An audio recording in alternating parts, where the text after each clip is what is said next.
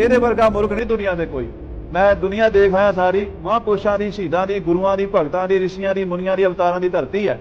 ਇੱਥੇ ਸ੍ਰੀ ਰਾਮਚੰਦਰ ਜੀ ਵਰਗੇ, ਭਗਵਾਨ ਕ੍ਰਿਸ਼ਨ ਜੀ ਵਰਗੇ, ਗੁਰੂ ਨਾਨਕ ਦੇਵ ਜੀ ਵਰਗੇ ਮਹਾਂਪੁਰਸ਼ ਹੋਏ ਨੇ। ਇੱਥੇ ਬੜੇ ਬੜੇ ਸ਼ਹੀਦ ਹੋਏ ਨੇ। ਇੱਥੇ ਬੜੇ ਬੜੇ ਦਾਨੀ, ਤਪਸਵੀ, ਗਿਆਨੀ ਹੋਏ ਨੇ। ਇਸ ਧਰਤੀ ਨੂੰ ਨਮਸਕਾਰ ਹੈ। ਹਿੰਦੁਸਤਾਨ ਦੁਨੀਆ ਦੀ ਸੋਨੇ ਦੀ ਚਿੜੀ ਸੀ।